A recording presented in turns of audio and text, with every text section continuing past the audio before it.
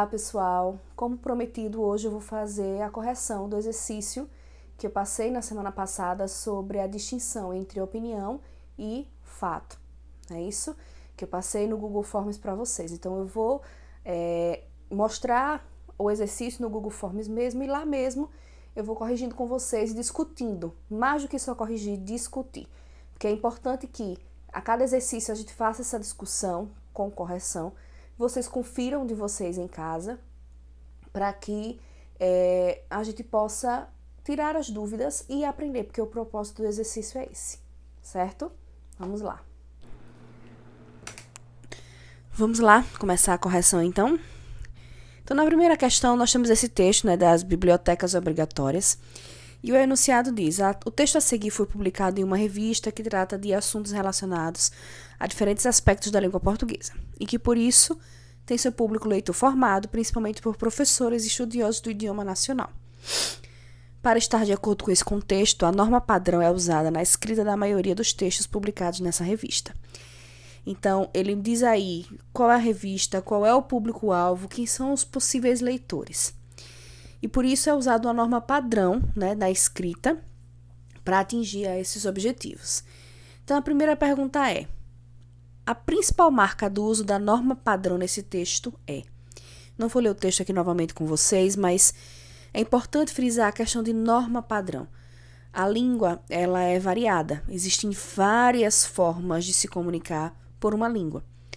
E aí existem variedades. Existe a variante padrão, que é essa que a gente vê na gramática, que é ensinada um pouquinho na escola, cheia de regras, que é elitizada, e aí é cobrada em determinados contextos sociais, em que essa escrita e essa fala vai ser inserida. Então, qual é a marca da norma padrão? A norma padrão é normalmente usada para textos objetivos, onde a linguagem ela é denotativa, que é uma linguagem real, não figurada. Então, por exemplo, a letra A, o uso de linguagem figurada como recurso de aproximação com o leitor. Não.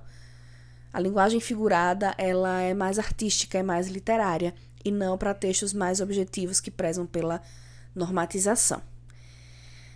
A presença de termos regionais usados para caracterizar o espaço de produção. Textos regionais como gírias, como alguns aspectos, por exemplo, gírias do Nordeste, gírias do Sul, não são formais, não é padronizado, por isso que existem por regiões.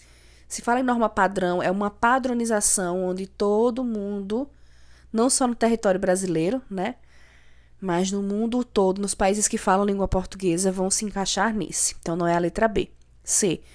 O emprego de termos técnicos como estratégia para atribuir credibilidade ao texto. Pode até ser, mas aí, porque a revista fala de professores e estudiosos da área de língua portuguesa, mas não são os termos técnicos que fazem com que o texto seja padrão. É o respeito à gramática e o uso de linguagem impessoal que torna o texto mais objetivo. Então, a resposta aí dessa primeira questão é a letra D. Então, ao usar essa revista, se usa a ideia dessa norma padrão, de uma linguagem padrão para ser mais objetivo, respeitando as regras e as normas gramaticais. A segunda questão, a expressão destacada aqui no contexto evidencia a opinião é, e aí traz 4 expressões, 4 orações, 4 períodos, e só um deles, de fato, evidencia uma opinião. O restante são fatos. Então, letra A. O Senado aprovou uma lei obrigando todas as instituições de ensino brasileiras a terem pelo menos uma biblioteca escolar. Isso é fato. Houve uma lei que o Senado aprovou e não tem nenhuma palavra aí, nenhuma expressão aí que denote opinião. Somente fato. B. Também foi determinado que essas bibliotecas tenham acervo na proporção de pelo menos um título por aluno matriculado. Aí também não tem nenhuma expressão que agregue a opinião a esse contexto. Segundo dados do Ministério da Educação, 68% das escolas públicas do Brasil não possuem biblioteca. Aí também só está mostrando estatística. E para piorar, de acordo com um levantamento divulgado pelo Ministério da Cultura no final de abril, 20% dos municípios brasileiros não possuem bibliotecas. Olha só, aqui também tem estatística, né? Mas olha o início do período, para piorar. Quando a gente fala em distinguir opinião de fato, não é porque naquela frase só tem fato, naquela frase só tem opinião. Às vezes uma palavra, uma expressão que vai denotar a opinião para aquele fato. Então, o fato é que 20% dos municípios brasileiros não possuem bibliotecas públicas. Mas quando eu coloco aqui para piorar, já mostra no juízo de valor. Para quem está escrevendo, isso é pior, isso é uma coisa ruim. O que foi dito antes é ruim, esse é pior. Então, denota uma opinião, evidencia uma opinião dentro do fato.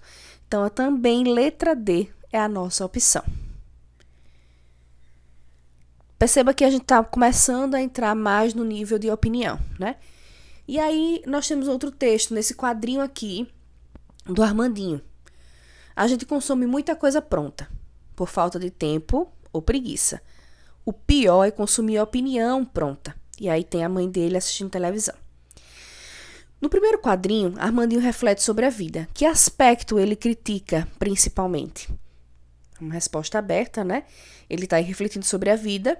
Ele está falando sobre o tanto de consumo pronto, né? E aí pode entrar comida, programas, diversas coisas que já vêm prontas para a gente só consumir, para não perder tempo por preguiça de preparar. E aí ele finaliza dizendo que o pior é consumir opinião pronta. Então, o que ele mais reflete sobre a vida, que ele critica, é pensamento pronto. Aliás, o pensamento de outro que a gente toma para si e reproduz. Não perde aquele tempo para trabalhar, né, a sua própria criticidade. A gente está deixando de criticar, está deixando de pensar, porque quer receber tudo pronto. No segundo quadrinho, podemos concluir que o personagem reflete de forma infantil sobre o mundo. Ele é infantil, ele é uma criança, mas ele reflete de forma infantil? Não. O personagem critica a relação dos humanos com os animais. Não tem relação nenhuma. É só porque tem um animalzinho ali, tem um sapinho, mas não tem nada a ver. O personagem reflete sobre o consumo inconsciente de notícias? Sim. Essa é a opção correta. Ele reflete sim sobre esse consumo inconsciente.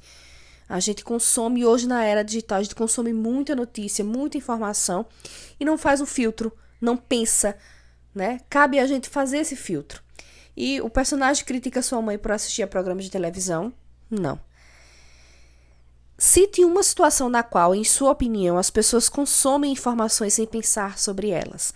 Essa é bem pessoal, mas é importante a gente perceber, como algumas respostas conseguiram fazer isso, de que hoje nós falamos muito sobre fake news, sobre o quanto as pessoas recebem um monte de textos pelo WhatsApp principalmente, e não verificam, nem abrem um link para ler a matéria, se informam pelo que tem ali, não sabem nem quem é a pessoa, mas acreditam porque concorda com o que ela diz.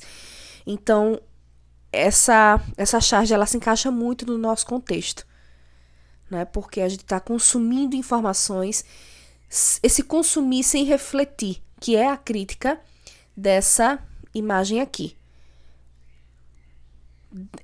Passei essas questões para que a gente pudesse finalizar a situação, né, a distinção entre fato e opinião. Espero que vocês tenham conseguido entender, que tenha ficado mais fácil de entender, e mesmo e se não ficou, quem não entendeu ainda, pode me procurar no privado para a gente sanar essa dúvida, ok?